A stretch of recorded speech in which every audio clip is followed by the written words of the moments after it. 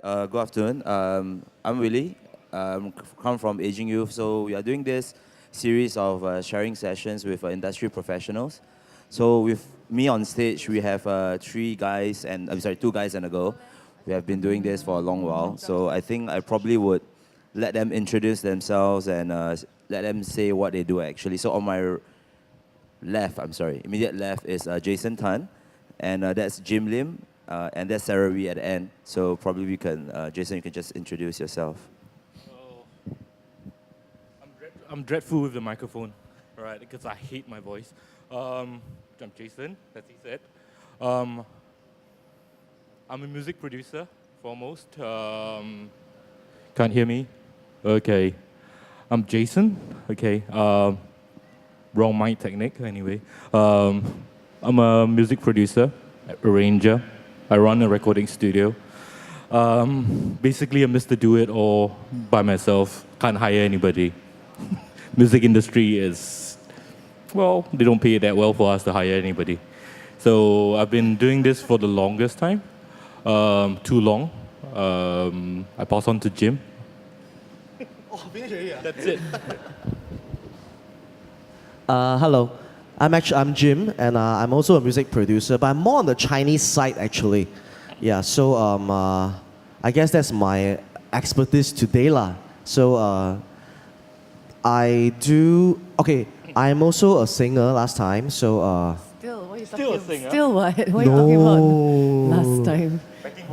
back Oh, in case you guys don't know, right? Jim used to be part of a boy band, Chinese Dreams boy FM. Hey, band. please don't say boy band. funnier that way, right? Dream FM. Boy band is when you shake your shoulder and you sing, but we don't do that. Okay? Yeah, we don't. He's part of a vocal group called Dreams FM. So I'm not I'm a sure if you big heard fan. of them. Yeah, I like Aren't we all? Yeah. Huh? Aren't we all fans? Yeah. Okay. Anyways. Yeah. Anyway, I'm also a producer for Dreams FM themselves lah. The band, the boy band. When I was much younger lah. So yeah, that's about it. Sarah. Hi, I'm Sarah Wee. I'm from the band 53A. We play at a lot of different night places, night spots. And I am also a vocal coach. And I mostly do teaching at Timber Music Academy. And I actually also do music directing for musical theatre productions. And I've been gigging for almost 10 years. Next year will be my 10th year. And yeah, my band has an album out, an original album. So, oh, thank you. Really sound like. I really know, sound right? like. Yeah. Perfect timing. But yeah, that's pretty much what I do. Yeah. Yeah, so basically today we are here to talk about like music, an album production and all. So I mean, I'll just probably start the ball rolling. Anytime that you guys want to jump in and ask a question, right, feel free. We're trying to get the, I think, wireless mic set up here in a short while. So probably, I mean, this question is not targeted for all three of you. I mean, you guys have worked on albums and all. I mean, in terms of as a music producer, I mean, for Jim as dual role, producer and an artist, and for Sarah as an artist as well. So, you know, what in your mind, in all your years of experience that define a good album? I mean, I know this is a very generic question, like very broad general question, but based on what you have done or like what you have heard and you like, and you know, what you think is a good album? Yeah. Jason, I saw you cringe. I know, I saw that too. It's not cringing. It's more like that's a question that's really difficult to answer. Yeah. I didn't say it was easy. Yeah. What's a good album? Okay, a good album, it's a collection of really, really good songs, for a start, that speak to someone or the listener, to say. It's got to mean something in terms of what it's talking about and stuff like that. And for production-wise, okay, that one is a bit more tricky. Let's take Dark Side for an example.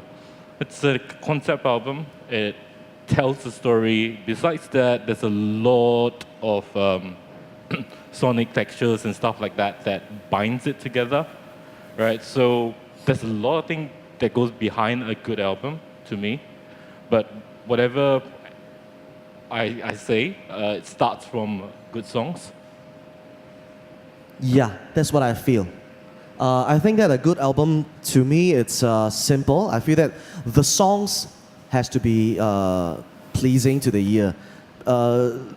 There's of course a lot of ways to actually go around explaining what makes a good album. Like, the mix has to be good, the mastering, what kind of concept, the artist, the instrumentations, the arrangements, the singing, everything. But to me, at the end of all these things, right, it just boils down to the album has to be pleasing to the ear.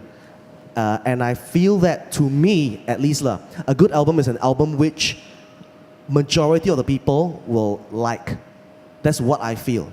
Not the minority, but majority. To me only. Of course, that doesn't mean that songs which are alternative, albums which are like very, very alternative or with a certain strong concept, the melody might not be that catchy. Those are not good albums. That's not true. Those are good albums too. But to me, a good album is something which appeals more to the public. Yeah. I think from our point of view, we could possibly come up with a lot of different arrangements for every single song in the album. Of course, I fully agree with the both of them in saying that the songs make a lot of difference, because an album is really good when you listen from the first song and you go all the way to the last song and you don't skip anything, even though it's your first time listening through. I think that's the mark of a really, really good album. But also on top of that, if you are going to go into the studio and you're thinking, I really want to make this good, but you only have your ideas and your band's ideas in your head, and you guys are so used to listening to how you play it already, that it's very important to have a producer that really, really, can help you enhance whatever you already have. You could go in with a song that sounds one way and you've been playing it to your regular crowd of listeners and they really like it. But then after that, when you go into the studio, a producer can totally change that and make it something so much better than what it used to be. And you could do it in two different versions, which means that you have one for like an acoustic set, and then you have one that you play for radio, you play for live performances when you have a full electric setup, as opposed to what you originally had. And I think that from an artist's point of view, they're talking from a producer point of view, but as an artist, I think the very important thing to think about when you want to put out a good album is who you work with for the album. Your producer makes or breaks your album, honestly, because half the time you're going to be influenced by their ideas, and how they're going to make your album sound eventually is really it varies from person to person if you go with somebody else. Yeah. Actually, basing on what Sarah said, it's very key to find a good producer. So, you guys have worked with producers. You guys are producers. What do you think are the most common mistakes that an artist make when they actually enter the studio? Like, is there some pitfalls they should avoid when they come into the studio? Is there something that homework, or what kind of homework they should have done before even entering the studio? Maybe let's just talk about the recording process first, then maybe we can zone in on like the songwriting process as well. Yeah. Well, to me, as an artist or a band or whatsoever, you hire a producer or you step into the studio for recording. You've got this notion thinking that it's gonna make your track it. All right. I think that's a very wrong notion. All right. First thing, before you enter to the studio, a common problem that I face with a lot of my production early in the early stages, getting songs that are not written to its full, I would say, it's not written to its maximum attainable quality. Okay, some songs are written very sparsely. Okay, meaning 3/4 in a song and everything, but a lot of bands get in there feeling very attached to the way the song is being written, and sometimes it helps to get somebody from the other side to look at things and maybe make the song better. All right, that's a producer role. Okay, a producer role doesn't just stop there. A producer role, okay, it's a bit more. Sometimes when it comes to a band, it's a bit more like juggling personalities, juggling egos and stuff like that from a band, right? Everybody in a band wants to be the star, okay? But the band plays as a unit at the end of the day, right? A producer gets in there, brings the best bring out the best from the band, and yet, right, bring out positive egos from within the band, all right? And make the music shine after that. A lot of kids get very reserved. They come in with a very reserved mind, locked into this particular aspect of their music arrangement, and they don't want to change. They're so accustomed to it, all right? And they think that what they have written is I'm not going to use profanity, but they think it is. It's okay. Yeah. I'm okay. Profanity. It's the shit, all right? Okay. Profanity. To me, shite is, you won't see that on BBC.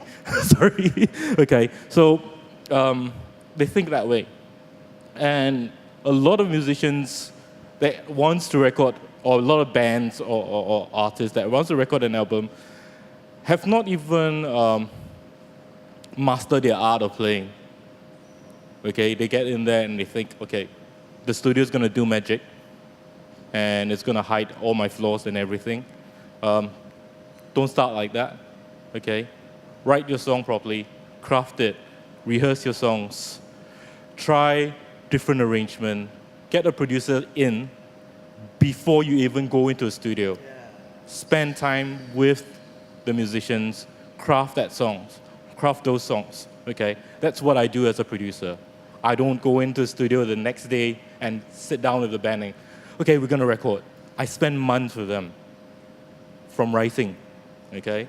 From arranging, from writing and everything, okay? Learn to tune your guitar, for God's sake, all right? That's one of my qualms. I can't stand it, okay? Get your guitar fixed, get your intonation correct, get your playing correct. I can go on and on about this. I think I'll pass it on to Jim. All right, cheers. I really don't mind if you go on about it. Because I think you actually bring in a lot of points which I wanted to say, and I think it's pretty clear. But one thing I'm not too clear is, what's the question again? I forgot. That's right. What are the pitfalls that artists should avoid before they enter a studio? Like what kind of mistakes they should try to avoid making? Oh, okay. Maybe for me, I will cover on the singer's side. Please do. Because, like what Jason said, right, it's always good to actually start working with the producer before the recording. Like maybe before that, you have to discuss how you want the song to sound like, discuss with the producer which part you should do this, which part you should do that, which part you should not do this and should not do that before you step into the studio. Because or else you'll be wasting a lot of studio time and you're wasting the producer's time and your own time. So it's always good to discuss and practice before that with the producer. So the idea is very, very clear. For singers who are new, or maybe they had one album, or two, I feel that maybe you have to, the mentality has to be, you have to be humble at the end of the day when you decide to go and record in the studio. Because if you have a very, very fixated mindset that I want the song to sound like that, and I'm very good, whatever the producers say, okay, yeah, I know, I'll just do it my own way. But at the end of the day, that will not work. Because it will keep going round and round and round and waste a lot of time. So I feel that the singer has to always keep an open mind before you go into the studio, so that you can be better. It's only when you are humble and your mind is open up, then you learn to make your song sound better. Okay, because of course nowadays there's a lot of the technology is very advanced. We have many things which can help the singer sound better, like yeah, Jason. We all know that. Yeah, we have the entire auto-tune, we got Melodyne, we have all this. We can shift the timing of the vocal, time stretch, all sorts of things. But at the end of the day, right, I think what is more important is the singer's expression and the feel. At the end, you can be pitch perfect, timing perfect, but you sound soulless. So at the end of the day, I think the singer has to understand the song, and has to feel for the song before you go to the studio for the recording, or else it's pointless. Yeah, because the feel is still more important than anything else. The pitch, the perfection, because it's only in imperfection that you find perfection, I feel. So when I produce a singer, when I record, I always make sure that I do not tune it perfectly. It's only at selective parts which I think that is really horribly out of tune, then I tune it a little bit. Or I make it sound, some of the timing might be off, but I leave it off because sometimes the timing is off, it sounds good. It is part of the feel. So that's what I stress on. For the singer side, the feel is really very, very important. Yeah. To expand on what Jason said about preparation and everything, it helps a lot to definitely jam and rehearse your songs until you can play every single part like the back of your hand, because nothing is more frustrating, even collectively as a band, not just for the producer, but for the individual members. If you go in and one person is just not getting it right, you don't necessarily have to do it live tracking, but if one person just keeps screwing up on the same part over and over again, it can be very frustrating for the rest of the band, because there's still time and money that everybody's putting in together. And also what he said about preparation, before actually getting people to come in and into the studio and stuff like that. What we did, and we worked with Jason's partner, Don Richmond, who produces for a lot of awesome people. So what we did with him was we actually started recording demo versions of our songs. And so we sent it to him. It wasn't necessarily a full band setup.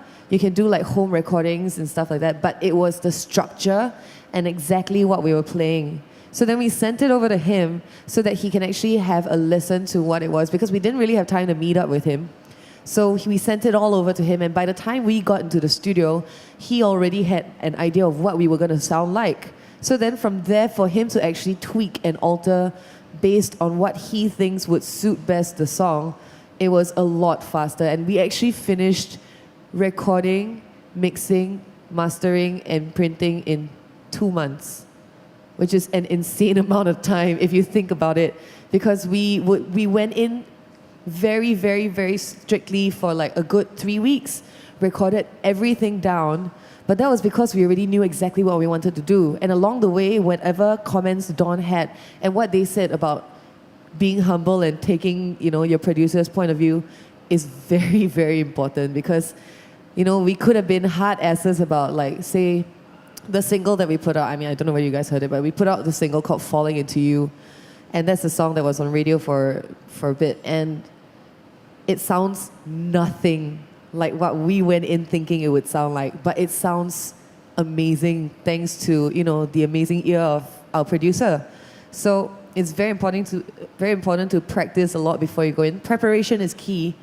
And also to go in with a very open mind. Of course, if you personally really do not, feel comfortable with something, you have every right to say so. But ultimately, you're so used to hearing it from your point of view that when somebody else is hearing your song, they could have a completely different idea. So what you can possibly do also, if you're really not sure about that, is record that version, record 2 versions, and if you really need to, bring it to people that you trust, people you trust with taste in music, and then from there, like, decide which one you'd rather go with. So rather than making a complete decision, and if you feel you need advice, then that's something you could do as well. But yeah, preparation and humility, very important. I mean, you guys mentioned about preparation and about like listening to producers, but I mean, this is open to everyone. I mean, we don't have to go in this order. It's like marching band. Up to you. No, but like the relationship between the recording artist and a producer is it's a very strong working relationship. I'm sure there are times where there are disagreements and all. How do you actually guys resolve that? I mean, that is something. There'll be fights in the studio. I mean, of course, no need to mention any names except for Sarah, because I mean she worked with Don. We did not fight. No, it's okay. We're very it's okay. peaceful people. It's okay. Yeah, I mean, just like even for Sarah, actually, I mean, let's not name names. You were involved in a project that was for charity, and that really was a really fucked up time that you worked with the producer. I heard the story and all. So I mean, I'm trying to think. Wait, That was last year, right? But anyway, so the Okay. thing is that how do you actually Okay. resolve these kind of conflicts, issues between like producers and artists? I mean, this anyone of your wish, maybe you have anecdotes to share, like how you guys managed to make it work in the end. Yeah. I think at the end of the day, it's about getting the job done. I think that's the most important thing. I don't just record with the band. I do a lot of demo sessions for a lot of different producers. Like when they need to bring a song to a client and stuff like that, I'm always the one who comes in because I'm lucky that I can sight read I can sight sing. So if they have a score, or if they just let me listen to it once, I can solfege it out and I can record it on the spot. So I actually do a lot of demos with a lot of different producers all the time, and yes, that was a big Yes. challenge. You can have very conflicting ideas with your producer at times. I mean, obviously you want to work with somebody whom you can really get along with, same wavelength and stuff. But when it comes to working out differences, it's all about just remembering what the end goal is and not letting personal emotions come into play. I think, it takes a lot of effort and it's something that we consciously all have to do, I think, on a daily basis. But this is something that is really affecting you because this is your craft. You want it to really work.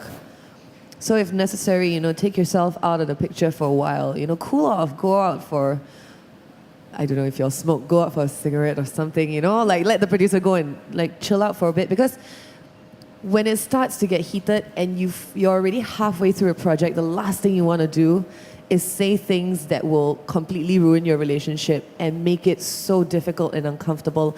And at the same time, you don't want to go take whatever you've done and bring it to somebody else, because the last thing you want to do is have two completely different sounds on your album, because like I said, every producer is so different. And I think it's just really just biting it through and gritting your teeth and just making sure that you really try to resolve issues, not from a personal point of view.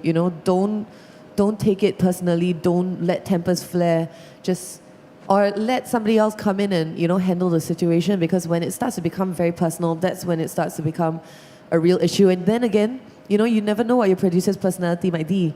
He could suddenly just be like, screw you, I'm going to make your album sound like shit because I don't like you anymore.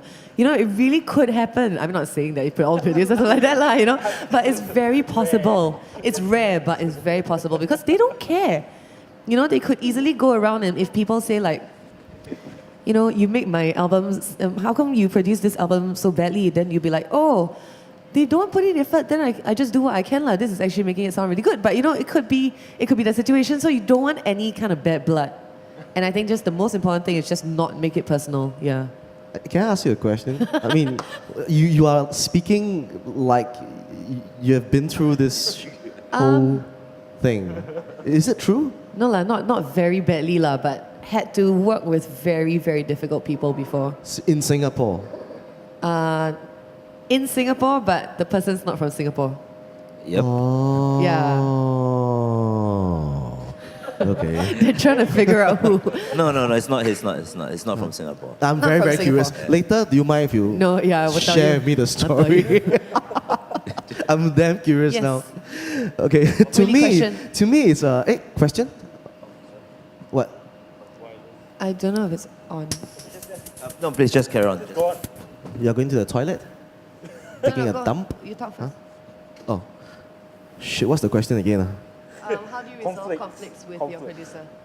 For me, I think that one of the jobs of a producer, right, is to be mature enough to know how to handle the artist or the singer which you are going to record. It is a. I was being told when I stepped into this industry 20 years ago by my predecessor. I mean, you know him very well. I know him very well. To him, I mean, he told me this. He told me this, Jim. At the end of the day, You have to speak like him. yeah, in order to say what he said. Hello. Jim, at the end of the day, doing a vocal production is do this. same as, huh? Yeah, okay, whatever. Okay, this guy, he told me being a producer is actually only 30% music. What is the other 70%? You tell me. I say, I don't know. Like, you Yo, tell did me he lor. save that laughter? Yeah. Oh, okay, he okay. laughs like that. Oh, okay, I have okay, to do cool. the whole thing. And his Okay, cigarettes sure. are here. Okay, Then he's like, wait, Jim, wait. Okay, so he say, oh, I don't know. You tell me what's the rest of it. He say, 70% is PR. Actually, recording an artist is very much about PR and psychology. You will know that next time when you get older. lah. Yeah, that's what he told me. Who is that? Don't know, right? names. Okay. Yeah. So to me, I always remember what he said at that time. I was just 18 years old. So yeah, to me that is imprinted in my mind. So after that, all these years working with many other artists, I always remember this. 70% is very much about psychology and understanding how a singer actually feels. Who is this singer? You have to do some research. Okay, what have this singer been through? Why is the singer looking for you to do this production? And how will he feel or she feel in the studio with the headphone on and singing? You know, sometimes, because I myself being a singer, I understand how it feels in the studio. Sometimes it's a very pressurizing feeling. It's nothing like singing live. I'm sure you know that, right? Singing live is like singing outwards. You're not alone. You are not lonely. You're happy with everyone. People are listening to you. But in the studio, you are singing to yourself. It's singing inwards. So it's a very different thing. So sometimes it can be very pressurizing and very stressful for the singer in the studio, especially when they cannot deliver certain things which both of you agree on. It's like no matter how he or she keep doing, they just can't get it done. It's very frustrating to them. And again, on the outside, the producer who is recording, it is also very frustrating. So sometimes the heat can really build up to a certain degree, which is not nice. So I think at the end of the day, right, it's very much about maturity, give and take, and being very understanding to each other's situation, what you guys are going through. Yeah. So yeah, that's what I think. Jason. All right. Okay. I share their ideas. I share their ways, but yet I don't. Okay. Strangely, I like conflicts. I like emotions out of people. Okay. It really depends on the song and the type of music you're making. Really, conflict does make put people in strange position, and it brings out something out of them. I don't know why. Okay. Let's take example for an album, The Police last album, Synchronicity. Okay. The band didn't even see each other throughout the whole entire album. That album won a Grammy. All right, and the band was fighting. They hated each other, but it brought out something. For me, I'm lucky enough that I don't fully just do Chinese music. I do a lot of English music. I do a lot of sound that requires, or songs that requires certain edginess and stuff like that. Something that goes against the grain and stuff like that. Sometimes there are songs that are emotionally tied towards the darker side. Okay, I let all that darkness comes out of people. I make people feel uncomfortable. So when he gets into the studio and he gets behind a microphone or behind that instrument, that angst comes out. All right, I don't work to be Mr. Nice Guy all the time. I'm not known as Mr. Nice Guy all the time. Okay, but I work for what the song is supposed to be and the album is supposed to be. So it really depends. That's how I see things. So if it's a song that requires a lot of sadness and stuff like that, I would make my singer feel that she's so lonely, I won't even talk to her sometimes, right? I'll just leave her alone and sometimes I just make her feel like, damn, I'm alone in this world. And she gets behind the microphone, she sings that song and somehow tears comes out from her eye. And it's that emotion that I want to capture, like what Jim said. So being a producer, sometimes play funny roles, all right? We have to work with people. We have to take the best out of people and everything. So it's down to the song, okay? I mean, the song can be very sexual and stuff like that. And that doesn't mean I'm going to take off my pants and change the vibe, right? But, you know, we just get a bit more playful in the studio. The environment changes. So that's what I do. I think he has a question. Thank you. Thank you, Jay, because that's exactly almost still my question. Okay, let's, taking from what you guys say that you should get to the studio having your homework done, and let's assume you have working with a band which are professionals. So they know how to tune their instrument, the singer knows how to sing, they know how to play music together. There are many occurrences, like the Police, you said, or the other bands I can think of is the Chili Pepper, which they lock themselves in the studio for weeks, if not months, with the producer, and basically they start writing. They didn't come with any song written, and they start the writing process with the producer in the studio, whatever it takes. So my question, I guess, is what is the role of the producer within that context? I understand it's also related to the financial possibility to afford this kind of scenario, but let's forget about the money part for a second. I know. But in your experience, guys, if you ever had a similar kind of experience, what is the role of the producer within that context?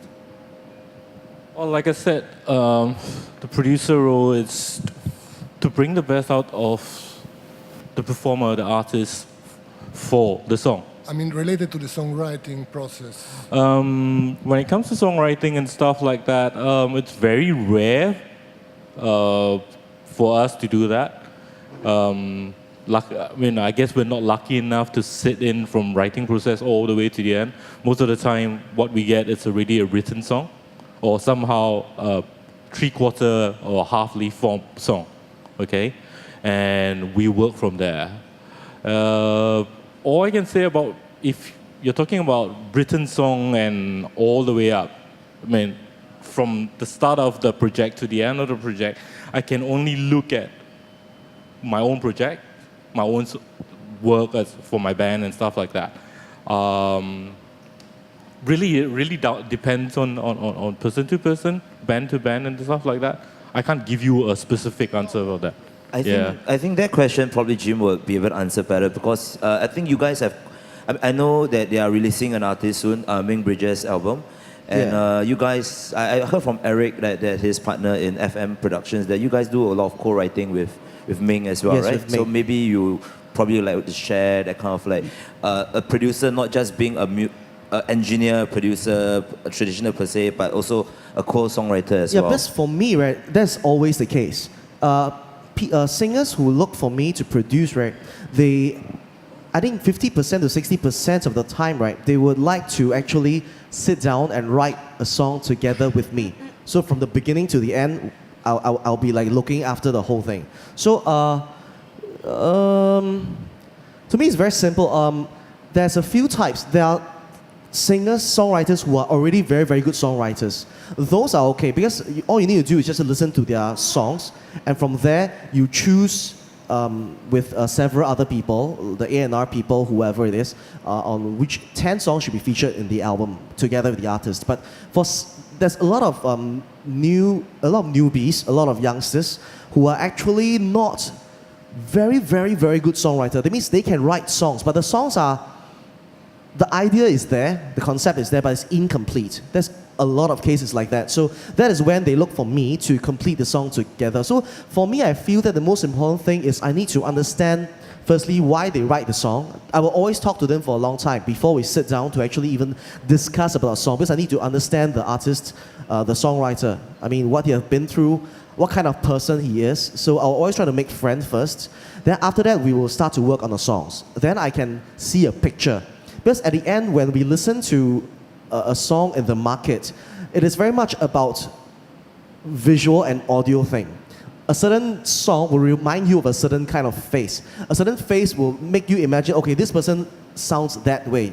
It's supposed to sound that way. It's a package. So I always make sure that the songs which is written for the artist, together with the artist, suits not only his character, but his image, his, his direction, his concept. So that is very, very important. So this has to be discussed right in the front. So for me, I do more commercial Chinese music. So when I listen to the songs which is written by the artist, I will tweak it together with the artist to make it more commercial most of the time, to make it more palatable to most people. And at the same time, I will also try to add some twist to it in terms of chord progression, because sometimes the newer artists or the newer songwriters, they might not be so proficient in terms of chords. So sometimes I like to add some let's say maybe like a 6 flat or like a 4 minor kind of shit, shit. It's okay, it's fine, profanity. It's fine. It's been on YouTube apparently as well, so it's All cool. right, let's go. It's cool. Shit. Okay. Yeah, so I will put in my own elements. At the same time, I will not try to overtake. That is very, very important. Not to overtake the style of the artist. It's like an experience thing. You need to know how much you should go and how much you should not let out when you write with the artist. The point at the end, right, is we have to bring out the best of the singer-songwriter, which is already inside, but not very organized. We organize it for them. So I like to work that way because at the end of the day, right, when you work that way, you will be very, very clear together with the artist how the song will sound like at the end. And then if it's that way, the artist is also very, very ready about how he's supposed to sound like. He's ready. He'll be like going to the studio and sing in certain ways, which is totally not what you feel it should be. Everything is like very, very smooth, 很顺啦. Yeah. Actually, my English is not very good. I'm sorry. So it'll be very smooth from the beginning to the end. In fact, even the mix will be much easier. The instrumentation, the arrangement will be very clear. Because as you write together with artists, everything is gonna come out. Oh, maybe this part, the drums should be how. This part, the bass line should have a certain whatever. Or this part, the string should come in. It'll be very clear. So, I really like to work this way because that's basically how I always work. From the songwriting onwards to the end. Did I answer your question? I mean, more or less, okay. One of the things actually as well, this also opens up to everyone that, as an independent artist for Sarah, she does a lot of work. And of course, as you guys are producers, right, you guys face the kind of, probably the A&R, the record company A&R guys coming, breathing down your necks. Maybe in terms of Sarah, as independent artist, like you have to think that, how much of the work that you do needs to be like commercial in the sense where if especially for the label heads, they come down and say, dude, this shit ain't gonna sell. So you gotta tweak that. And in terms of probably as an independent artist, right, what kind of mindset do you juggle that when you write a song and you go to producer like, oh, please help me make it so that I can sell my shit. We all know that Singapore radio is not really that supportive yet. But they are progressing towards that direction. So the thing is that how do you all deal with like maybe for Sarah's side it's more internal, the juggling internal, but maybe for Jim and Jason, how do you all deal with like the guys, maybe even I can say the client, like they are paying you like, this is my new artist, produce him, make sure she sells like a fuckload, So I swear the most already, so don't worry, Jim. Right. Yes. I think for us, maybe it doesn't really help if you're doing a lot more, a very niche kind of music genre. If you're doing a lot more alternative and stuff. So Keith, I think for us, okay, the album that we put out in 2010 not that it didn't have a direction, but it was just more 3 different songwriters coming together. It was me, Alvin, it was Bunny, it was us putting our songs together. And because majority of the album was written by me, I have always been, listening to a lot of pop since I was young. I listened to a lot of stuff, but I think ultimately the influence that, I grew up on is, it's very Beatles, it's very listenable, it's pleasant. It's very commercial sounding, and I think that's why our album came out I would say it's really quite commercial sounding. The singles that we put out, it appeals to the masses and stuff like that. And it's not something that we consciously did. I think it also helps that because the producer that we went to, Don, is also very used to putting out very commercial stuff. So I think that's where it really clicked because, whatever I was hearing in my head, he could help extract it, because I am crap at, actually trying to come up with arrangements and stuff. I can write the song, the bass foundation, and the rest of my band is always the one who has to tell me, oh, I think you should do this for the drums at this part and stuff like that. I'm like, oh, please, do what you want. So I think Don really helped to extract whatever he heard, just the skeletal version of the song, but he managed to make it a lot more commercial. I don't know. We honestly did not go in wanting it to be commercial, but I did know that I wanted it to sound very pleasant, very easy listening, and start to end of album, you can actually come out of it actually humming a couple of the tunes and the melodies already. And I think that if you definitely want your craft and whatever you've written to be very personal, to be very, really expressing whatever emotion you have. But at the end of the day, if you put out a song of you just droning on your guitar and every single song sounds like that, nobody's going to want to listen to that, because then I'd be like, what's so special about this album? Show me what you can do. And I think that's why people tend to always want to go in a commercial direction. You can always still have your indie flair, I think. I think that's one thing that people are just too concerned about sounding too mainstream, because now it's, everybody wants to be hipster and I don't want to sound too mainstream. But it's so important to still be able to get your music out to other people. You can put out your first album like how John Mayer put out Room for Squares. That's the most commercial album he ever put out. And then everything else after that, he really started doing what he wanted to do. I mean, Continuum sounds nothing like Room for Squares. But people still respect him and love him as an artist and know that he has the chops to do what he needs to do. So I don't think that going in a commercial direction is anything bad per se, but that's just a personal opinion, because I personally much rather something that sounds, I much rather something that sounds, pleasant and listenable. So it's just really your own personal preference, but at the end of the day, don't shy away from actually putting out an album that sounds like something that can be played on radio, because that doesn't necessarily mean a bad thing. Yeah.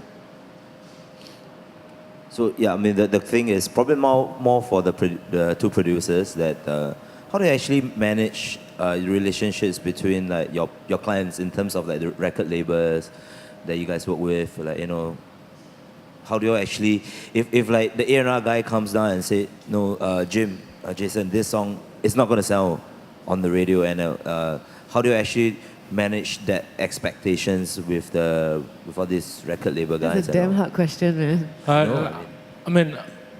I deal with major labels and stuff like that. I deal with A&Rs, I deal with music company directors and stuff like that.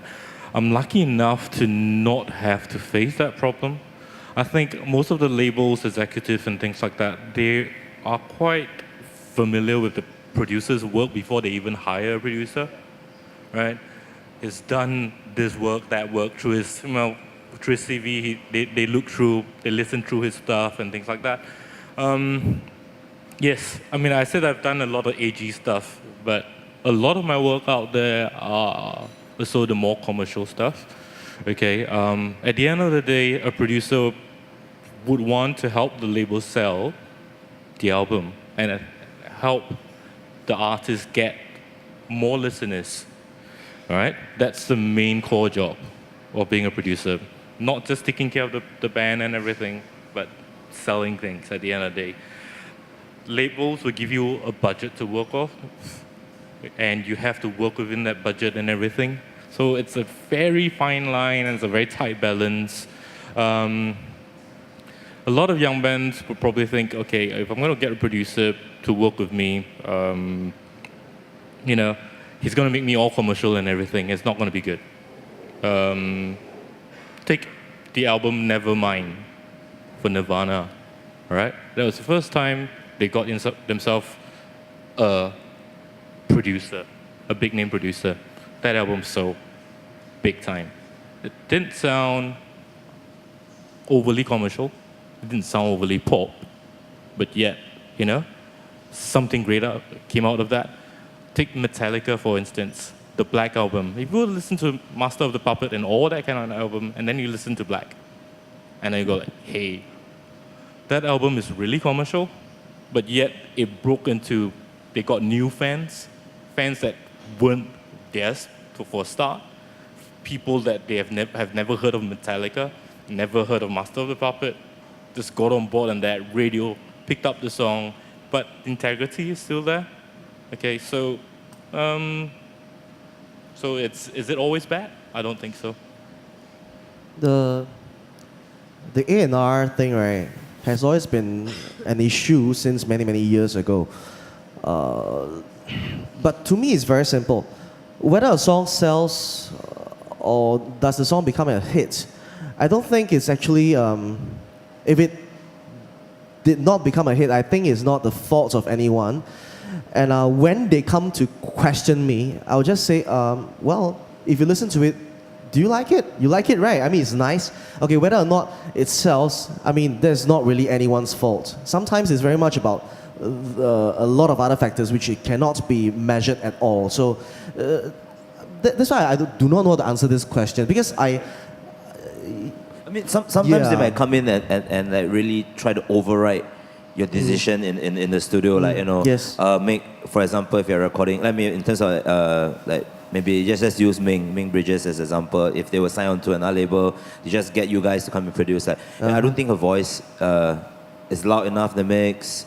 I think you should push everything up in the front, and like, or is it, if it's not loud enough, you know about the loudness war and stuff. the vocal not loud enough is also an issue for many, many years. The A&R will always wants the vocal to be really up front, like they're singing karaoke and the music is just like at the back. So for us, right, we will always try to strike a balance between what the A&R people felt and say and what we feel is correct musically. So normally we do two versions. Maybe, for example, for the vocal louder version, or the vocal need to be more wet version, kind of thing. So we have one which we feel is what we feel is ideal, and we have one more which we push up maybe 1 dB on the vocal, and we'll just let them judge after that. We let them judge after that, because they will have another meeting after that most of the time, you know. So what I can say is, if it's not within my control, it's not within my control. I mean, what can I do? You know, if I go and think so much about it, I feel shit about it, again, it's shit. It's fine. I'm the one cursing Yeah, more, so. it will just make me feel depressed, which is pointless. It's nothing you can do. It's not within your control. Do your best. Leave it to them. Yeah, that's all I can do. Actually, I think yeah. to expand on this concept of, you know, how people have expectations from producers, and, you know, they expect the work to come out sounding like this and all that. I have a lot of people always come up to ask me, you know, like, you know, who do you think I should work with? You know, do you know a lot of producers in Singapore because you've been in the industry for a while? And, you know, who do you think, I'm going to put out this album and this is what I sound like, so who do you think I should work with and stuff like that?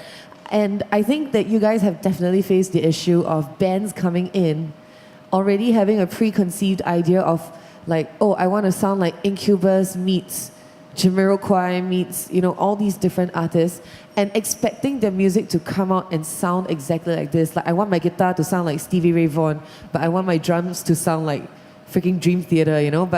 And they have all these ideas in their heads, and I think it's a balance. How do you strike the balance between, you know, like, if they come to you with that, but they know for sure that they want to work with you because of all the kind of stuff that you put out already, and like, I think that's a question, you know, as an artist, to ask a producer, like, how do you manage that expectation of a band? Because, you know, sometimes the music just totally doesn't fit, or they are so set on what they want, but they definitely want to work with you and they're willing to pay whatever amount you want. I mean, like, I'll see the face Whatever come on. amount I want. Okay, then that's a different story. And Okay. that's Sarawi, my co-moderator as well.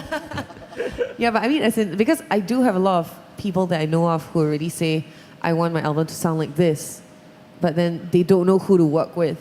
Do you just walked into my control room and say a note from a band? No, Okay, I just recently you have got... that a lot, is it? Yeah, I recently just got a band that wanted me to produce them. I'm not going to mention names yet again. They list...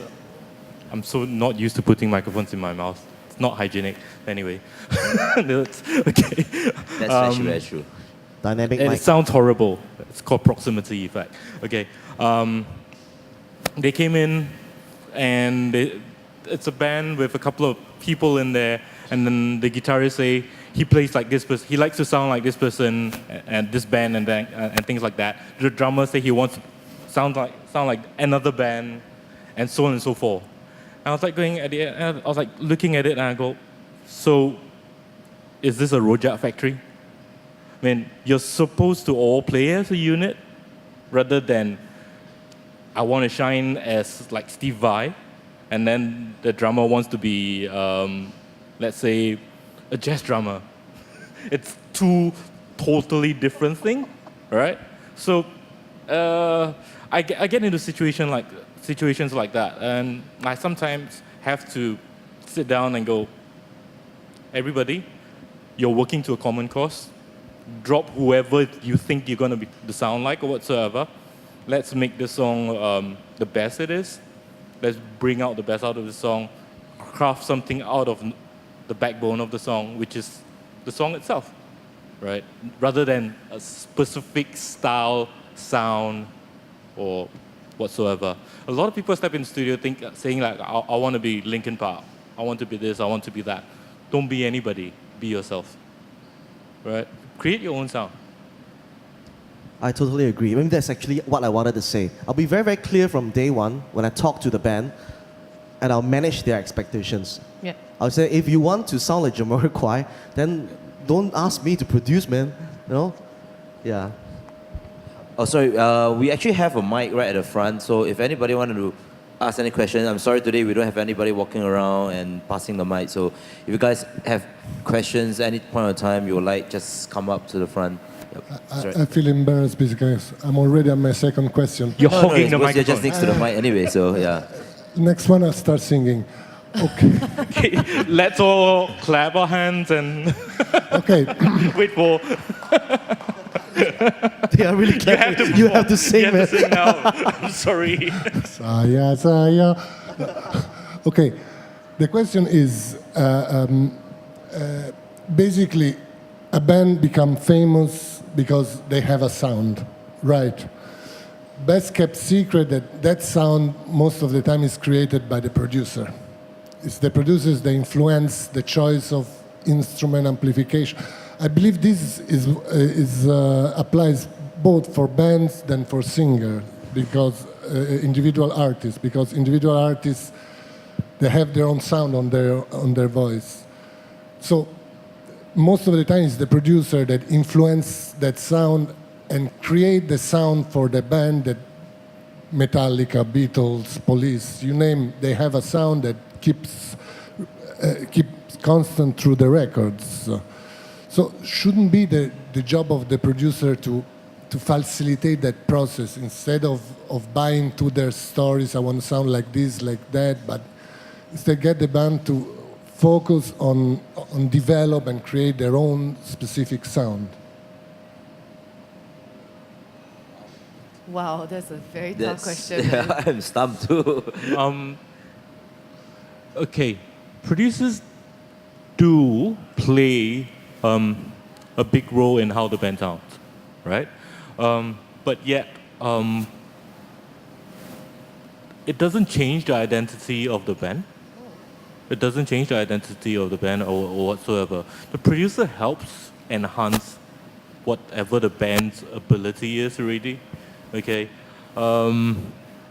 Many times we add stuff or we take out things that's not needed in a song or whatsoever, and we make the band play different in some way. But at the end of the day, it's the song that's the main factor of it. I don't think we changed the songs that much.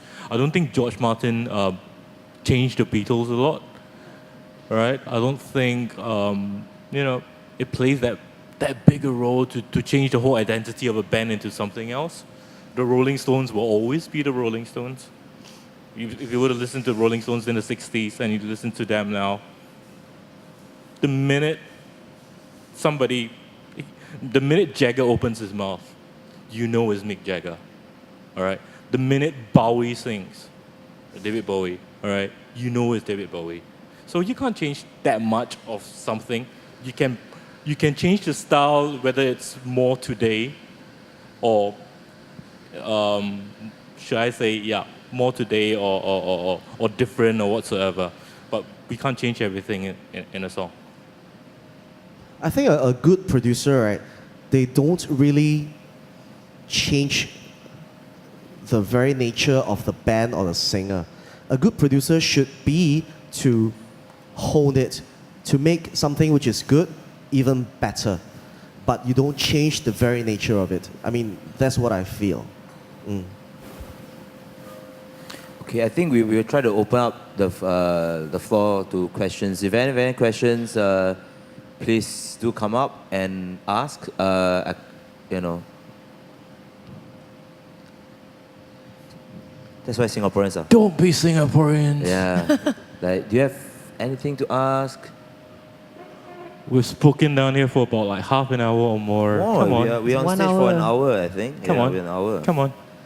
Yeah. Ask some questions. Yes, if not. I don't usually talk. Yeah. Sarah knows Yeah. it for a fact. I don't usually talk. How What? about I ask first? You know it for a fact that I don't usually talk, right? Yeah, he doesn't. So, I have a question for Jason. okay, I'm old.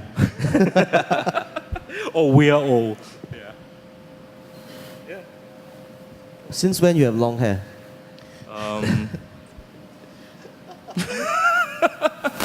Since when I decided to grow my hair Okay. again. Come on, guys, just I mean, shoot, man, shoot. any kind of questions like. So, okay, I'm going to ask you guys then. How many of you guys are from a band down here? That was Or fun. intend to record an album or a single or anything like that? One over there. Doesn't have to be Hello. a band per se. Yeah. Just So do you have plans? What have you planned for this journey that you're gonna take financially? Who are you gonna work with and things like that? Have you ever thought of that?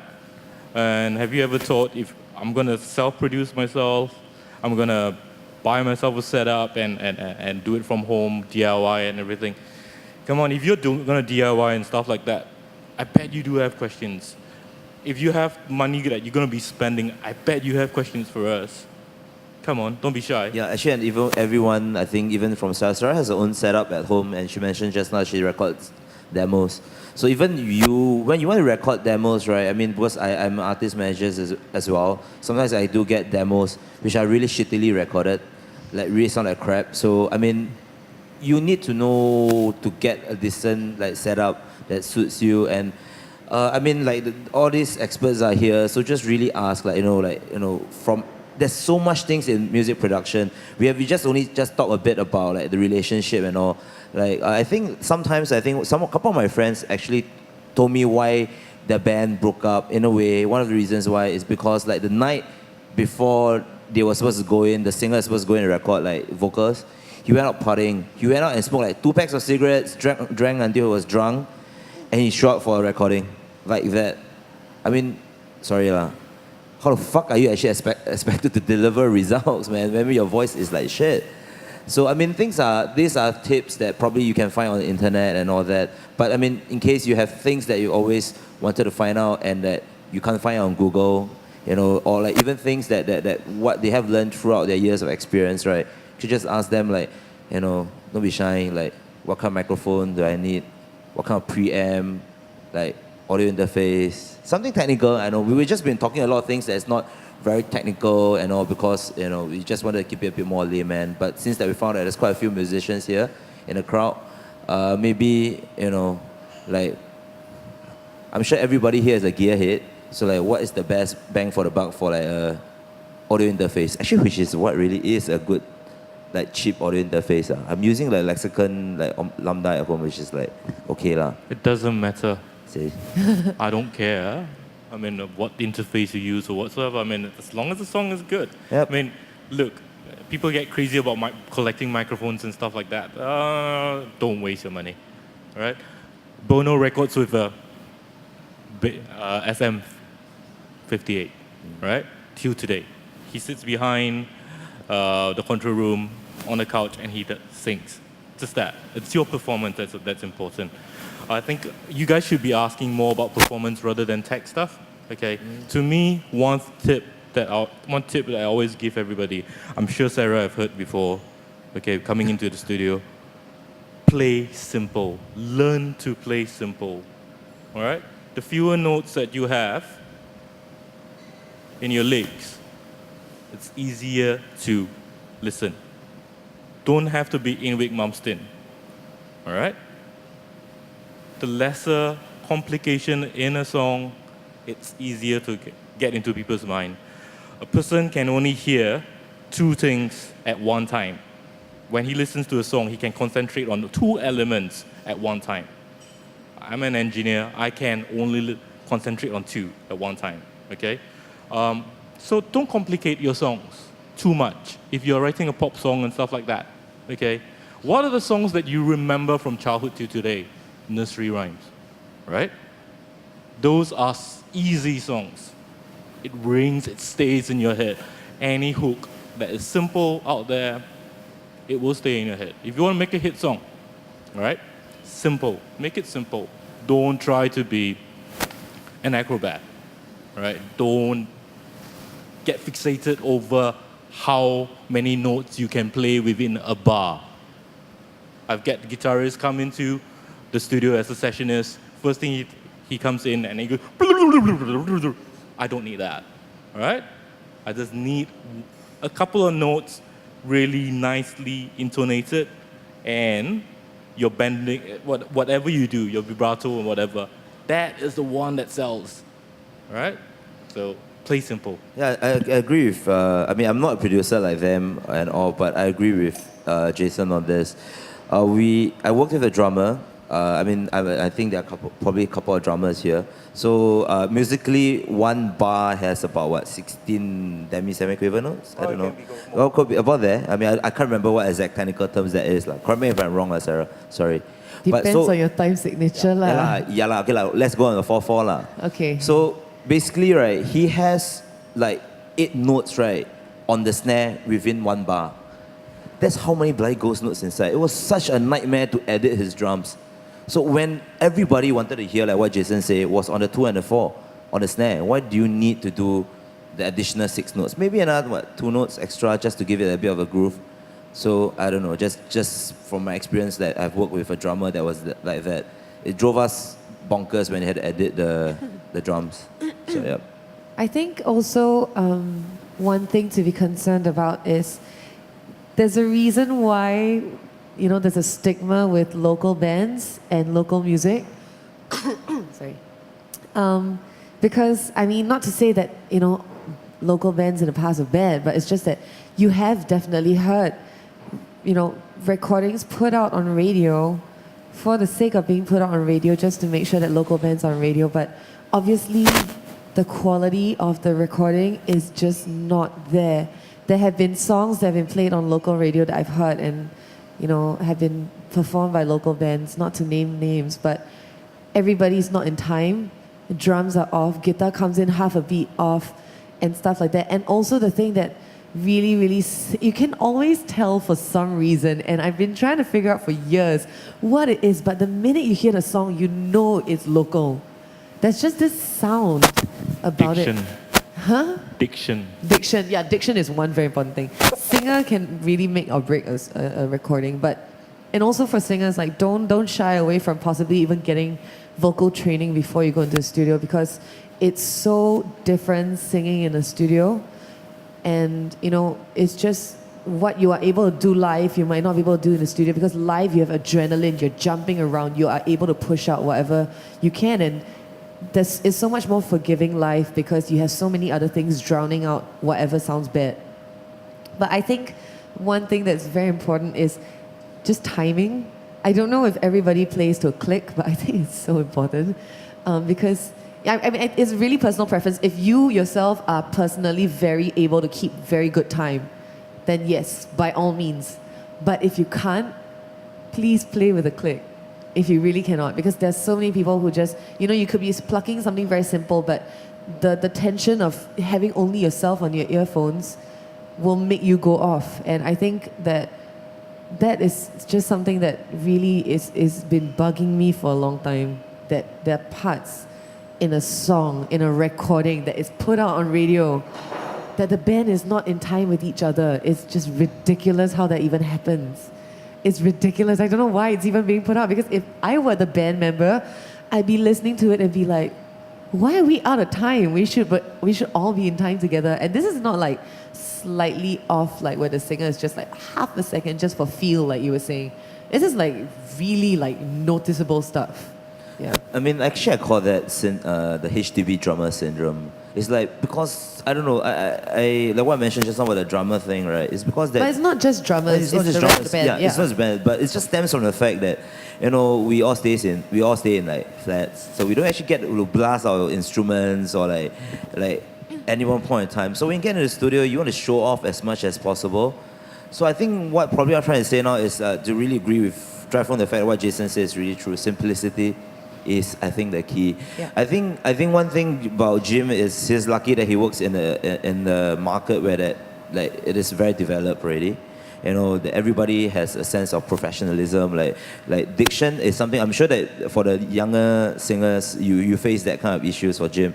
But like I think once they cross a certain threshold, right, you do get, like I've seen a couple of like Chinese singers, I mean even the indie ones and all, they are really great diction, clear and articulate in terms of when they open their mouth and sing. But I don't really see that even for some of the English singers that I worked with, and I think that is quite scary because they've been doing this for a while. I mean, despite the fact that yes, you might be doing it as a hobby, you might be doing it as thinking of doing it, taking it to the next level, but you know the craft hasn't improved. So yeah, you know. Anyway, whatever Sarah just said just now, right, about the out of time thingy, or the guitar is not tuned properly, I think that's the job of the producer to make sure that it's supposed to be okay. Yeah. So maybe their producer, or they don't have a producer, they're just doing it themselves. I don't know. Yeah, but I mean Yeah.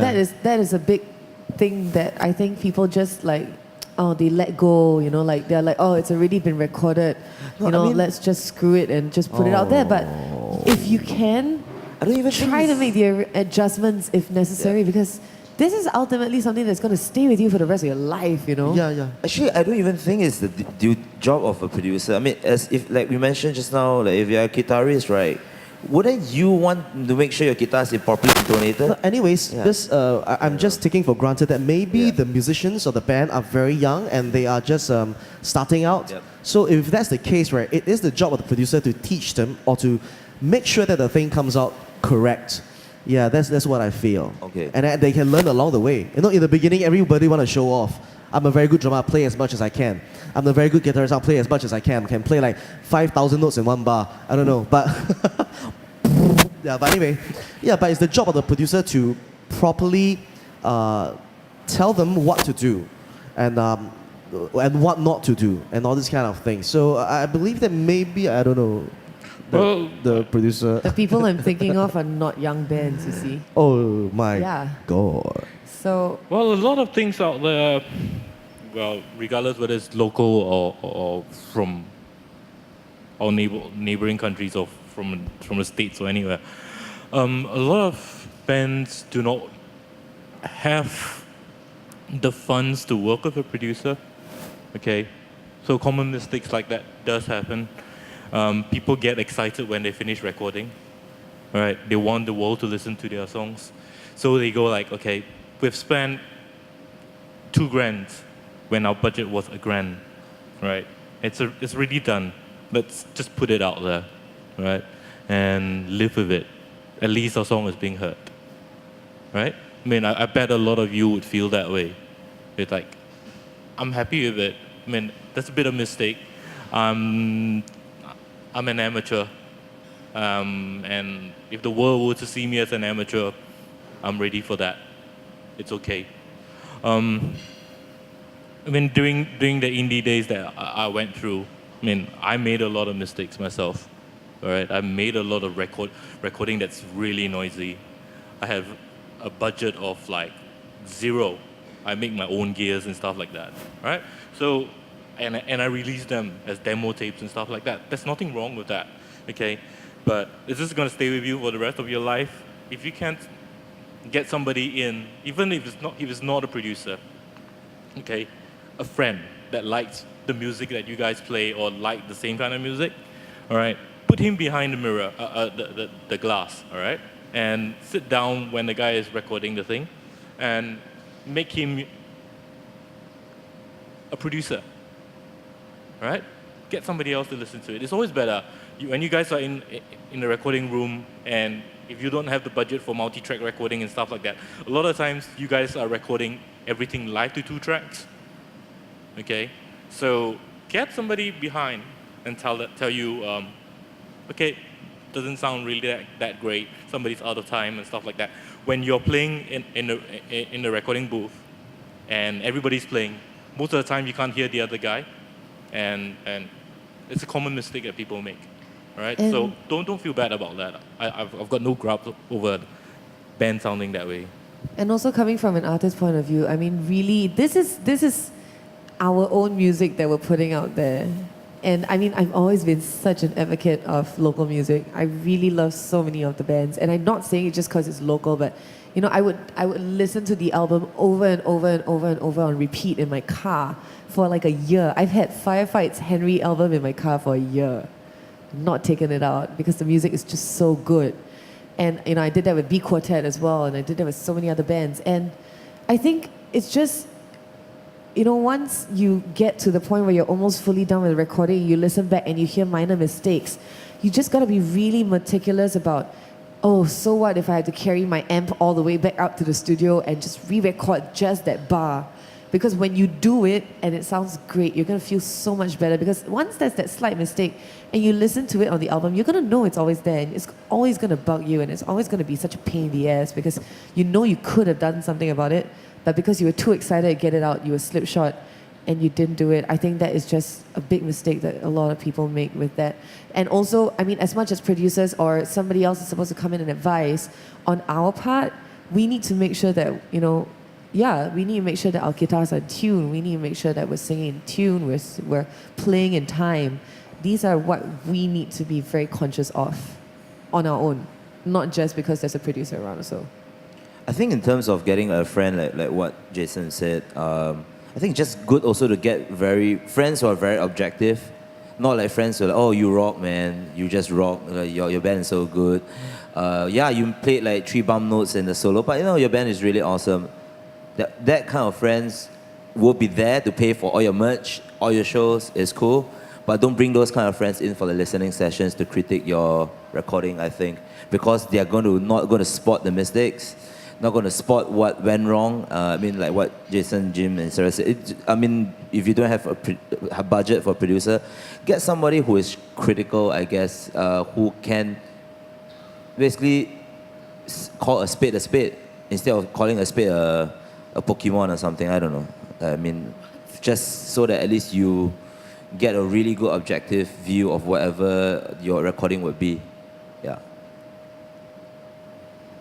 Yes. Yeah. Test. Finally. Hi.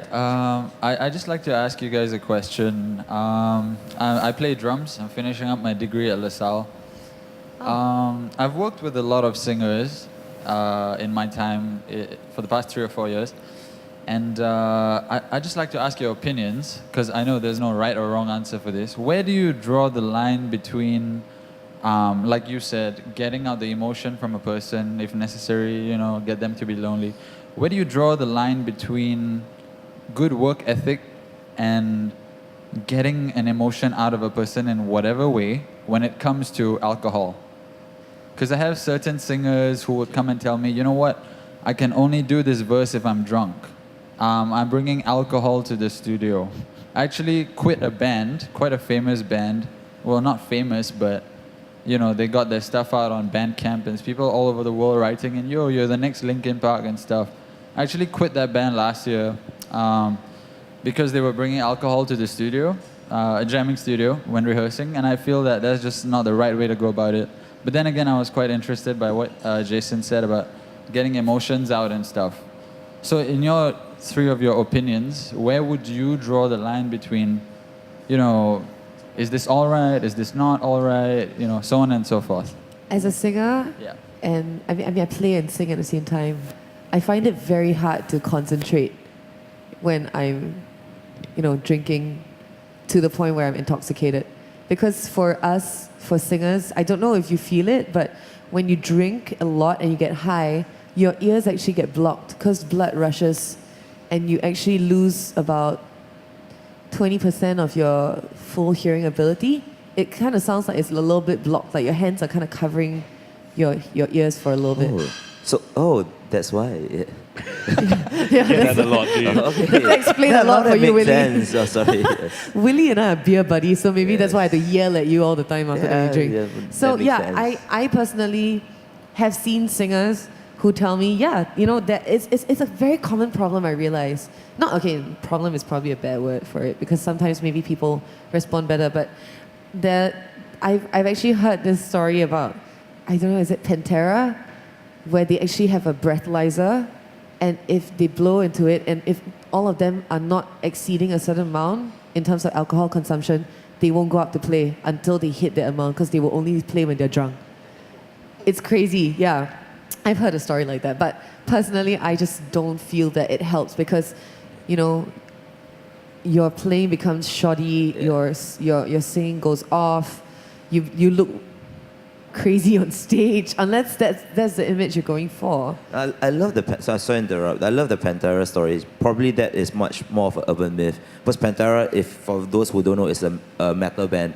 So metal bands have a certain form of an image and branding they need to be at. So of course they do that to further their legend, their marketability. And by the way, next week we are talking about branding for music artists.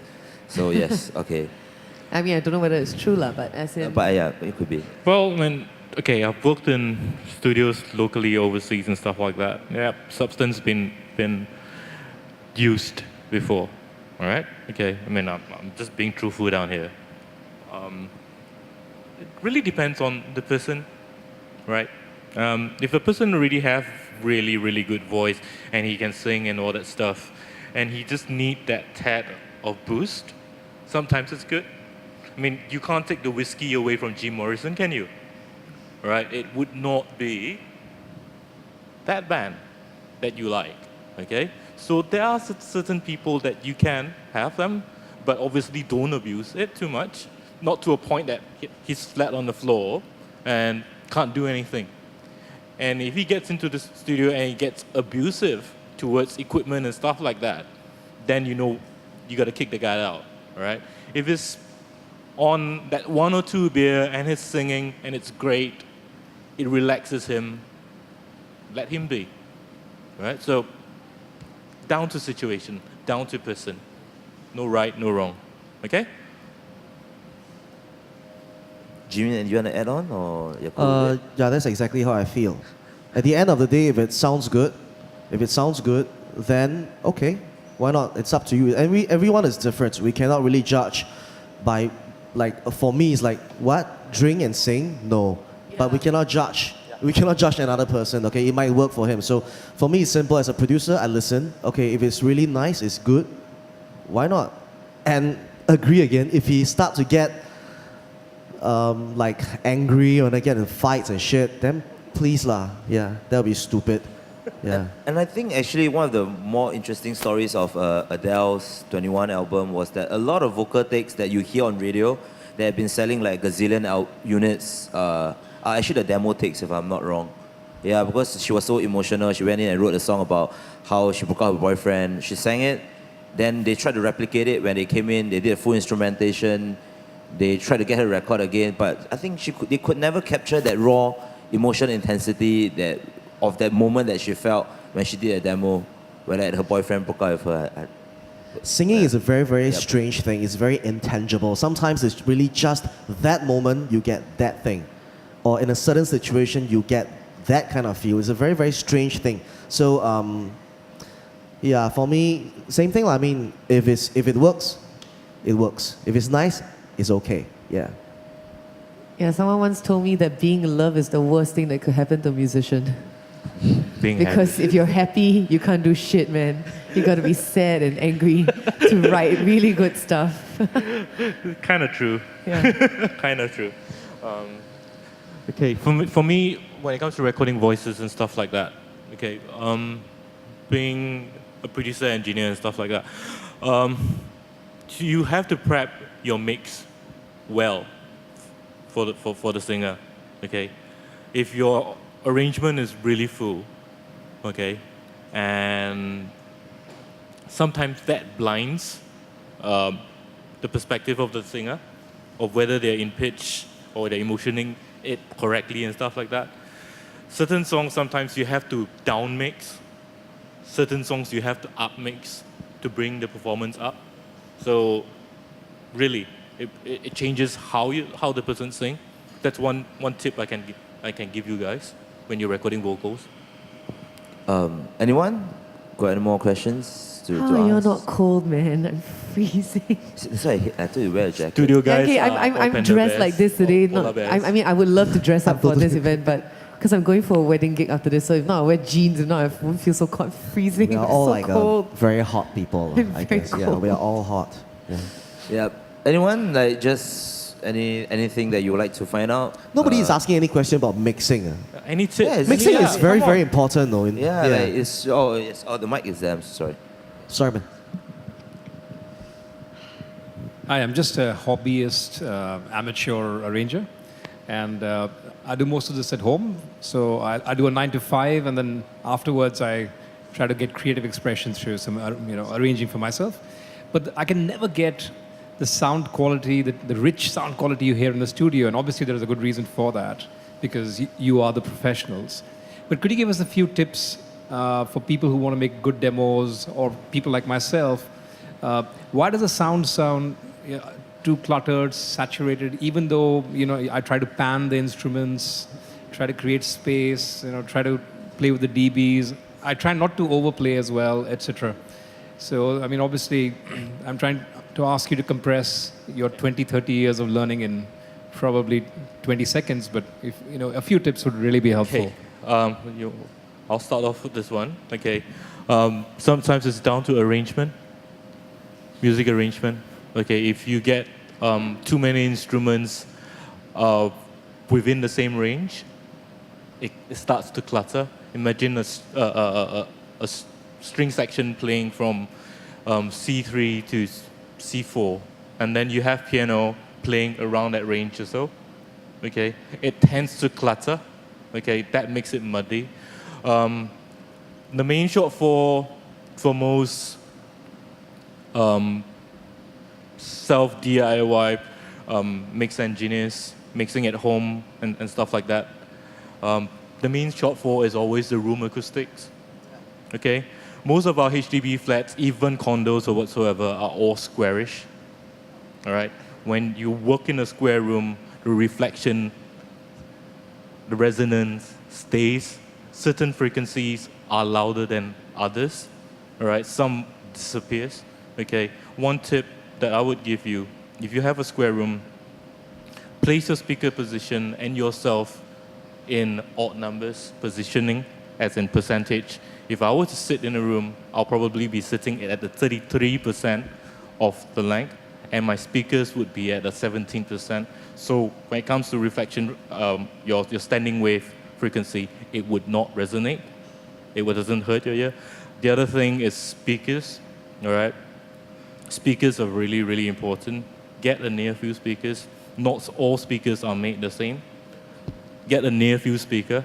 Near-field speakers are for generally listening at a closer range, all right? Even though when I say near-field, doesn't mean that that speaker is only for like 1 meter or 2. It obviously translates further than that. It's just that it's most stable within that range. Don't add subwoofers in your room.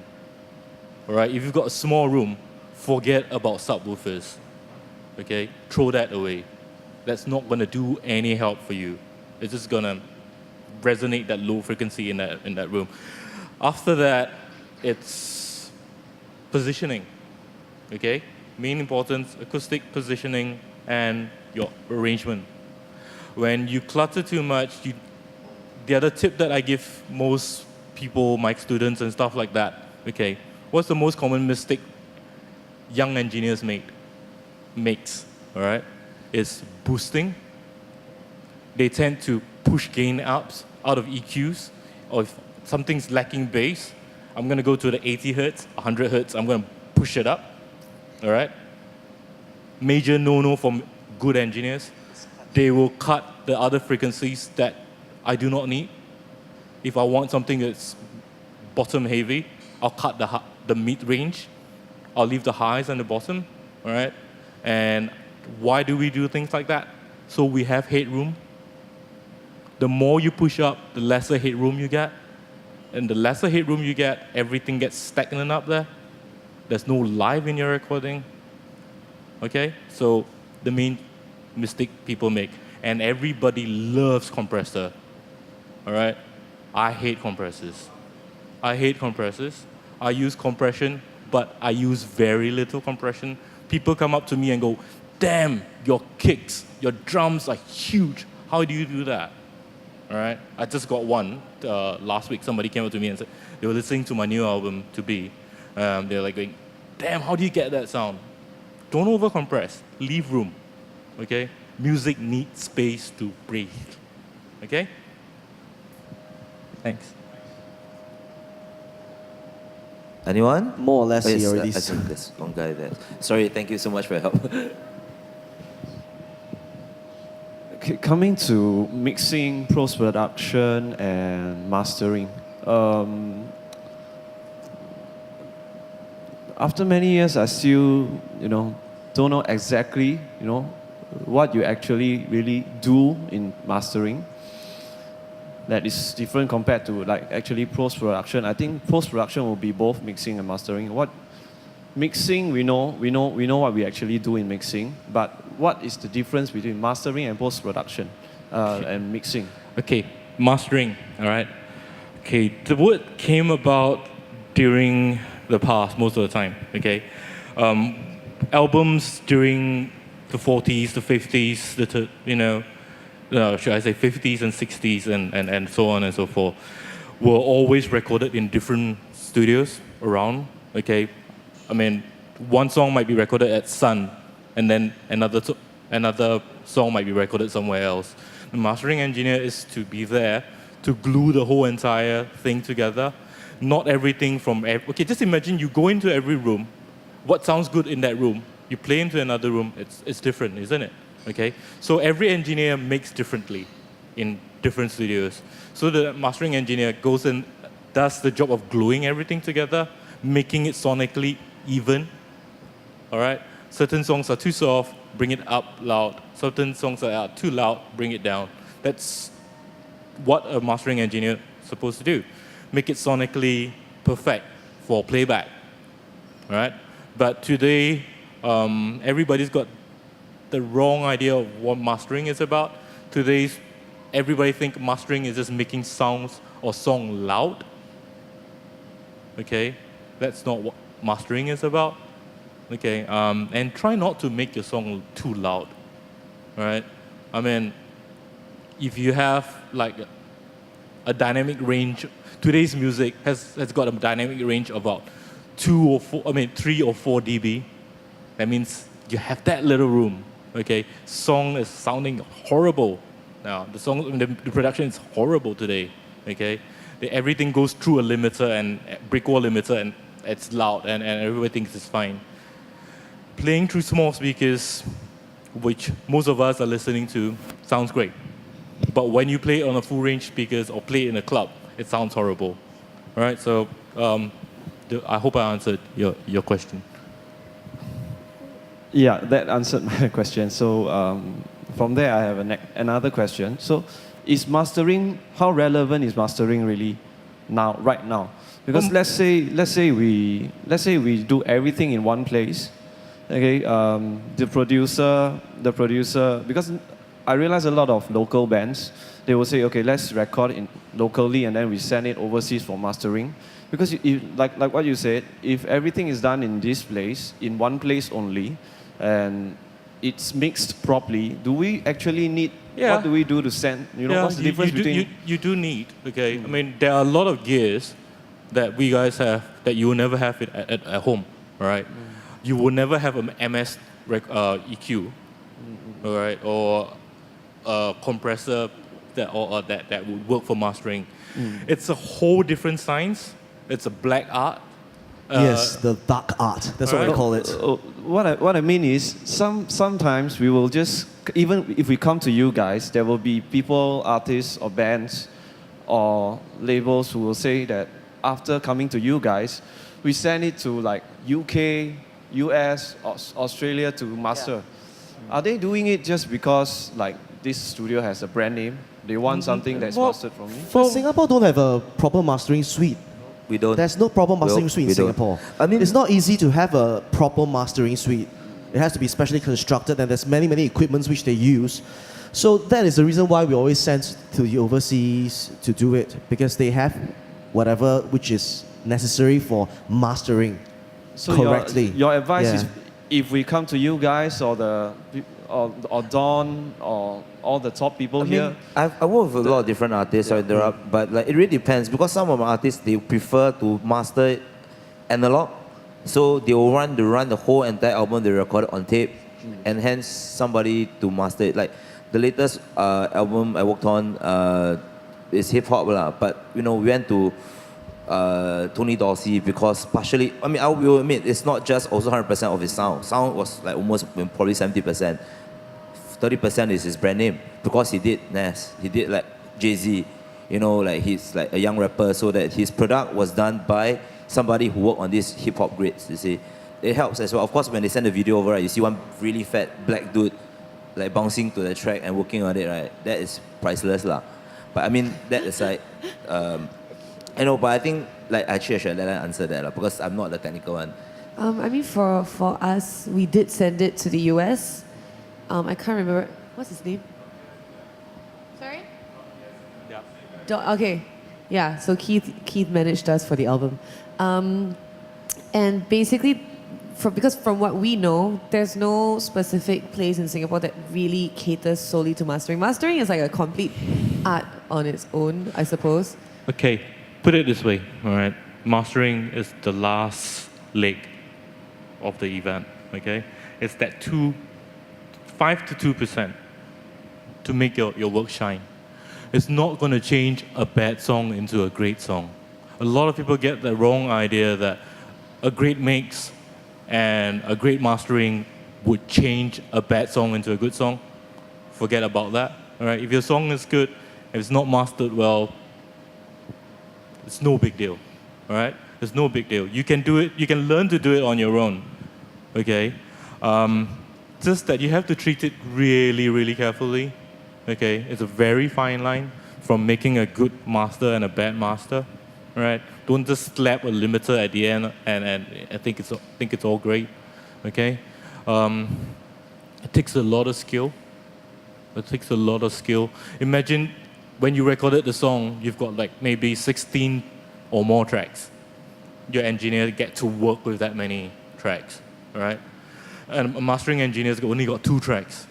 That is your left and your right. And he can make your sound go narrow. He can make it more spacious. Just with that 2 track. Think about the science behind it, all right? So he's got gears. You can do that too, but you need to understand all the things behind it, all right?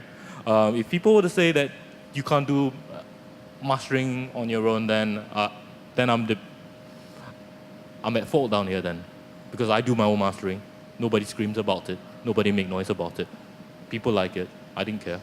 All right. So you can do your own mastering if you know how to do it. Okay. One more thing I want to say is I feel that, at least in the Chinese side, a good producer is a producer who knows every single step of the production, but he might not be the master of any. He might not be. But the thing is, he understands every single step, from songwriting, music arrangements, recording, mixing, mastering. So I always believe in leave it to the expert in that particular field to do what they are good at. As a producer, we have to always stay outside to look at the thing from a third person's point of view. It's always good. So leave it to the expert to do what they're good at. All you need to do is just to jaga. That's what I think. Mastering Singapore, sad to say, we don't really have a, So I'll leave it to the expert in US or UK? Oasis, Sterling, whatever. A lot. I mean, I usually what I would recommend younger acts, they want to master their stuff, right? Whether locally or overseas, that to find the albums they like and see who worked on it and use that as a gauge. And after that, see whether you have the budget to engage them or not. Because like Bob Ludwig from Gateway is about, I think, 8,000 USD per project. And you don't know how long he has worked on it. That is an unattended mastering session. We did one for the B Quartet first album. I got an invoice, I was like, wow, fuck yeah. I paid him 1,000 plus for 4 hours. Yeah, so it really depends. But I mean, the result came out to be, we were okay with it. We were not like extremely satisfied with it, but we were like, it was okay, you know. So it really depends on what you want. But I don't know, I mean, for those in the audience who don't really understand what is mastering, I think Leonard Susay, which is also a music producer, studio owner in Singapore, gave me this analogy. So the songs are like your paint. So when you paint it up and when you paint, that's like mixing. So when the painting is done, the framing is the mastering. So the framing is the one that makes it looks a bit nicer. I'm not sure whether this analogy is right though, but you know. It's a good analogy. It's a good analogy. Oh, okay, then Just it's all right. make it more presentable. Yep. Make everything gel together. That's about it. Not a biggie. I think Alright. also to answer your question, even though you could possibly record everything in one studio with the same producer, the mastering will help also to level everything out too. You know, it's not like, because the producer won't purposely also go and put everything at the same level. You know, he won't like purposely, the guitar just now for that song was at 2. So the next song you're going to do, even though it's a different tone, you got to put it at 2 as well. They're not going to do that. So even if you record everything at the same place with the same person, your levels could all completely be different. And that's what mastering is there to help also, is to help even everything out. So it's not just between different producers. You could work with the same person and it's still the same problem. Yeah. And it's always good for the producer to always know who he's working with, so that the mixing engineer, he will know his style is that.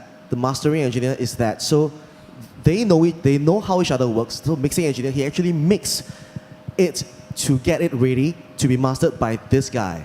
So that is when everything ties up and gel together very, very well.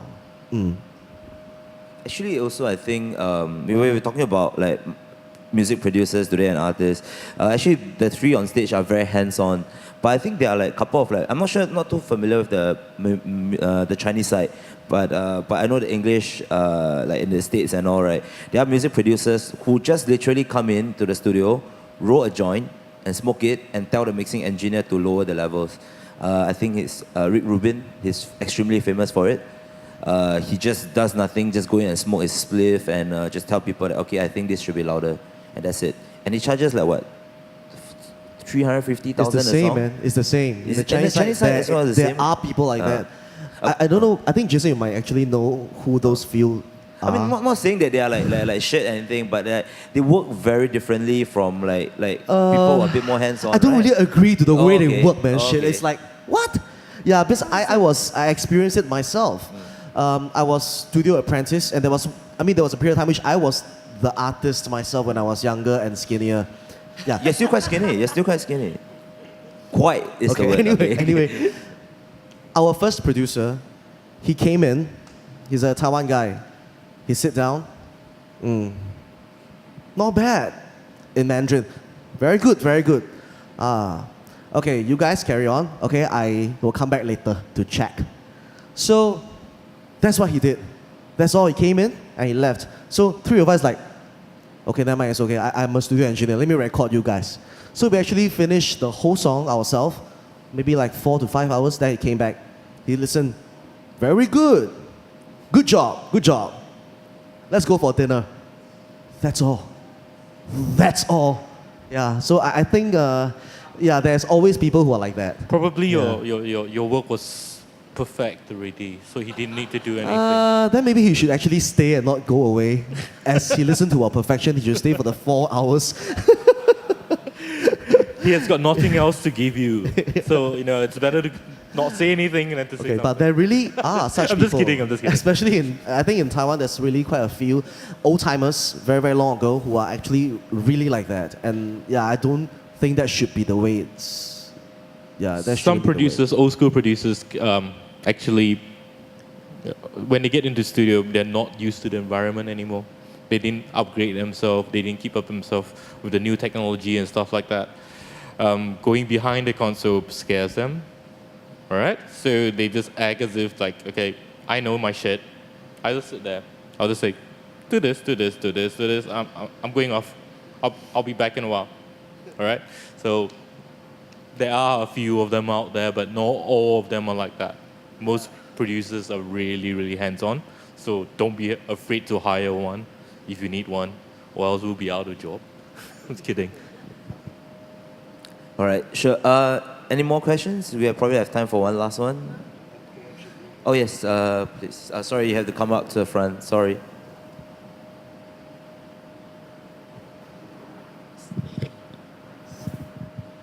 Hi, yeah, I'm just wondering, what's your take on like finding your own identity? Because like, you don't want to sound. Sorry, can you Repeat say the that? question. Right. Yeah. What's your take on creating your own identity? Because you want to sound unique and different, and you don't want to sound like other bands or whatever. But you still, don't want to stray away from what you're trying to achieve. Is what I'm saying, I guess. So it's basically on how do you find your own identity? Sarah, you as a performer, you want to go for it? Go. Identity in terms of songwriting or image or everything? Okay, well, I think first and foremost, you got to be very sure of yourself as a person. I mean, okay, you could, I don't know, it doesn't have to be a specific sound, I think, if you're talking about sound, because I think within the span of a career for a band, you could come up with so many different types of, so-called styles of music, but ultimately you got to do what's comfortable for you. Like, if I were to come up with a song that is mostly 3 chords, but I always like to come up with a very great melody over that, then that could be my style. Or I could come up with something that, is chords-wise, it's very, not complicated, but very interesting. I could use a lot of chords that most people wouldn't use, but my melody is simple. That could be my style, There are people like, the Cranberries. They're the 4-chord song wonders. And they're known for that. And that is what they do. So I think it's just really what you're comfortable with. Even if you're doing hip-hop or if you're just an instrumentalist, you really gotta, it comes a lot from influence also, I think. How you write and how you sound has a lot to do with what you listen to as a kid, growing up, who you're influenced by. And I don't think influences are a bad thing. A lot of people always come out at me and tell me that I look like Hayley Williams, but I don't really care because I don't see it as a bad thing. Because ultimately, I know that I'm not her and I'm not trying to be her, but it's a nice comparison to have lah, Or, and in terms of image and all that, just whatever is comfortable for you. I don't think you should try too hard to specifically pinpoint something that you want to sound like, I really want to have this sound that people will know is me. Because there's nothing wrong with having a generic sound, but once your name is on it, it's you. I don't think it's anything in particular that you need to really, really work towards. Unless there's a specific type of music that you're really doing lah. Yeah. I feel that everyone is actually unique in a certain way. It's just that the uniqueness, is it obvious or is it not obvious? I believe that style is something which takes time to hone. It takes some time. Like, of course, there are artists and singers who actually found their style since they're 16 or 15 years old. They're just the way they are, but these are very rare. Most of the time, it will take years of singing and doing and writing to slowly find out that is what I'm good at. That is who I am. It takes some time, so take your time, be patient. Well, being unique is being yourself, like he said, like Jim said, all right? I've come across people writing songs that it's so unbelievable. Imagine Imagine the guy is 15 and he writes about driving a car, going from the West Coast to the East Coast, drinking crystals, carrying a gun and all that kind of stuff, right? It can't be true, can it? Can it be? I mean, you go on stage and you sing that song, I'll laugh at you. That's not your life that you're talking about. That's not you. So be truthful to yourself. Write from your own experience about your life and everything. And don't try to be another person. Your voice itself is unique. Why we can tell everybody, why we can identify voice, because no two voice sounds the same. Our vocal cords are not the same. Not everybody's born with a different vocal cord, all right? So you're unique there in itself, okay? So just be yourself, you'll be good. Yeah, I mean, I agree with whatever they said. So it's just finding yourself. Take your time, but don't take too long sometimes. So because shit needs to get done. So if you sit on it too much, I think you won't get anything done. Also, I think a lot of time is about proper representation, presenting the idea to people as well. So after, like, when you have a style, like music genres, look for the right producers to work with, look for the right, like, management team or like a team that you put behind you. Because if you do music, even if you do music, you're an actor, everything, any kind of form of creative art, you probably need a team behind you as well. Of course, I mean, lastly, you need to know how to market yourself correctly and all. So yes, I mean, that will bring me to my last point, which, because like next week we are doing a sharing session on branding. So yes, if you guys would be interested, you can just come by. So that one we'll talk a bit more about like how do Branding you is brand. very important. Thank you for hard It's selling. so important. Thank It you is, for hard it selling is. the session, Sarah. It is. Branding is like 40% of what an artist is, really. Actually, that's true. So Yeah. so I mean, okay. Anyway, thanks to all the three panelists, Jason, Jim, and Sarah, for today. Thank you for coming down today. So hopefully, if you guys are free, we'll see you like next week, same time. Yep. More swearing for me. All right. Okay. Thank you. Give a hand to Willie for Thank you, organizing thank you. this. Okay.